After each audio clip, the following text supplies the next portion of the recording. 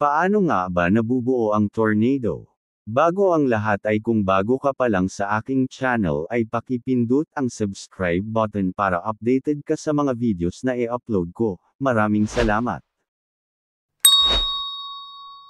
Ang mga tornado ay nabubuo sa partikular na kondisyon ng panahon na kinabibilangan ng mainit at mamasamasang hangin. Ito ay mahalaga dahil nagbibigay ito ng enerhiya para sa pagbuo ng mga bagyo. Ang mainit at mamasamasang hangin mula sa lupa ay umaangat at lumalamig, na nagiging sanhi ng pagbuo ng mga ulap at posibleng mga bagyo. Malamig at tuyong hangin, sa itaas ng mainit at mamasamasang hangin, ang malamig at tuyong hangin ay lumilikha ng instability. Kapag ang mainit at mamasamasang hangin ay umaabot sa malamig na hangin, nagiging sanhi ito ng kondisyon na nagpapabor sa pagbuo ng malalakas na bagyo. Pagbabago ng bilis ng hangin, ang tinatawag na wind shear ay ang pagbabago sa bilis at direksyon ng hangin sa taas. Mahalaga ito dahil maaari nitong magdulot ng paalang na pag-ikot ng hangin na matilt patayo. 2. Pagbuo ng mga bagyo. Ang mga bagyo, lalo na ang mga supercell, ay sentral sa pagbuo ng tornado, updrafts. Ang mainit at mamasamasang hangin ay umaangat mula sa lupa, na lumilikha ng updrafts. Ang mga updrafts na ito ay nagdadala ng moisture sa mas mataas na taas kung saan ito ay lumalamig at nagiging ulap, downdrafts.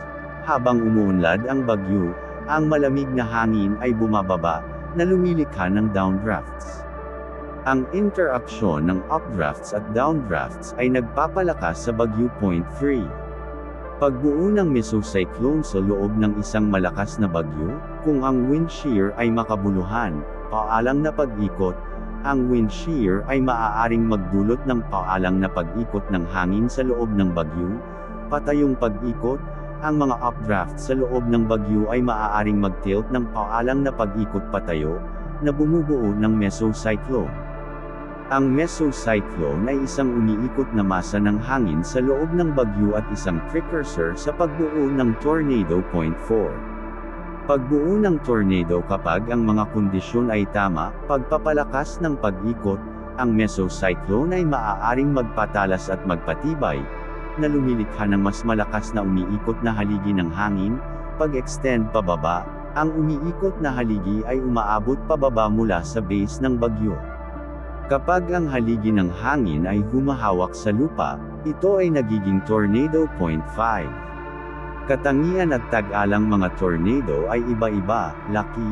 Ang mga tornado ay maaaring mag-iba mula sa ilang metro hanggang higit sa 1 kilometro ang lapad, lakas. Ang intensity ng tornado ay sinusukat gamit ang Enhanced Fujita (EF) scale, na mula sa EF0, pinakamahina, hanggang EF5, pinakamalakas. Tagal. Ang mga tornado ay karaniwang tumatagal mula sa ilang minuto hanggang higit sa 1 oras. Ang kanilang mga landas ay maaaring mula sa ilang daang metro hanggang ilang kilometro. 6.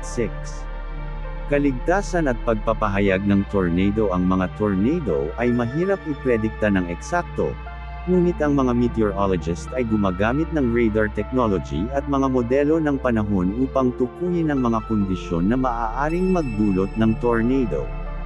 Ang mga babala ay ibinibigay batay sa obserbasyon ng mesocyclones at mga kondisyon na nagdudulot ng tornado. Konklusyon: ang mga tornado ay isang dramatikong resulta ng interaksyon sa pagitan ng atmospheric instability, wind shear, at malalakas na bagyo. Ang pag-unawa sa kanilang pagbuo ay tumutulong sa pag-predict at paghahanda para sa mga makapangyarihan at madalas na mapinsalang mga pangyayari.